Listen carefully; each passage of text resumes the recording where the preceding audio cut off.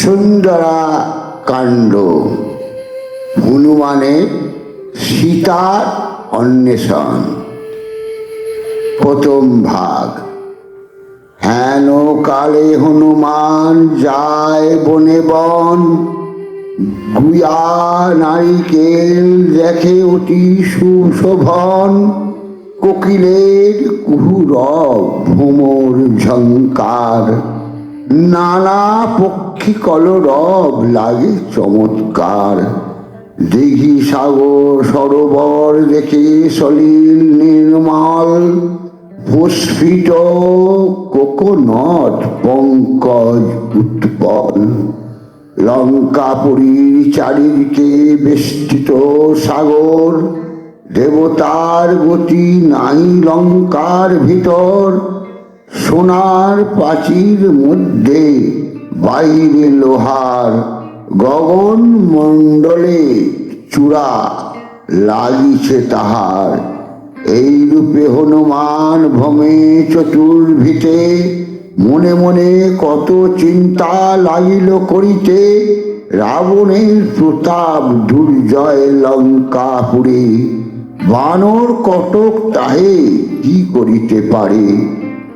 এখনে আসিতে পারে শক্তি আছে কার, চারি ব্যক্তি বিনা সকলে অসার। সুগ্রীব আসিতে পারে বীর অবতার, যুবরাজ অঙ্গদ আসিতে পারে আর। আসিবার শক্তি ধরে নীল সেনাপতি, আমিও আসিতে পারি অব্যাহত গতি। যেই কার্যে আসিয়াছি সীতা দেখি আগে, শেষেতে করিব কার্য যেখানে যায় লাগি।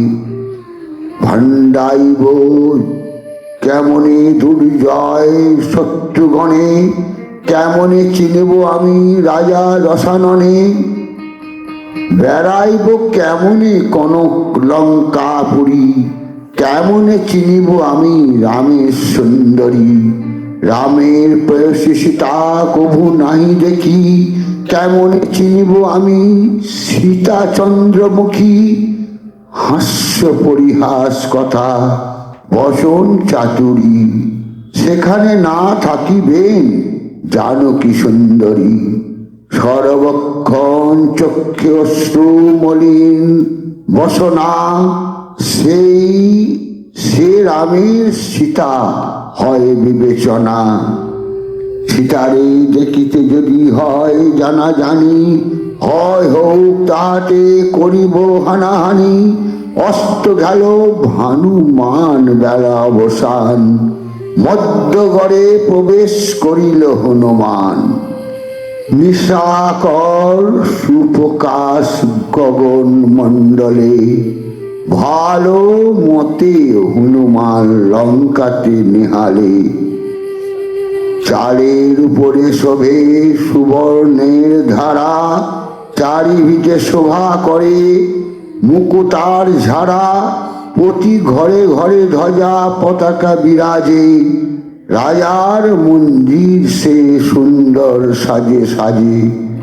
হনুমান স্বেচ্ছায় বিবিধ মায়া ধরে, নেউল প্রমাণ হয়ে ভ্রমে ঘরে ঘরে। মানিক কাঞ্চনার প্রবাল প্রস্তর, অন্ধকারে আলো করে লঙ্কাপুরী ঘর।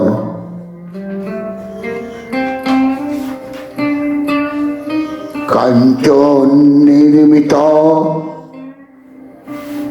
ঘাট দিঘি ও পুখরী, আনন্দিত হনুমান দেখি লঙ্কাপুরী।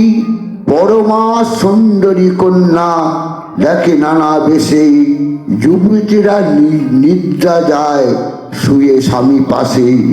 সর্বাঙ্গ সুন্দরী নানা রত্ন বিভূষিতা, দেখি হনুমান বলে এই দেবী সীতা।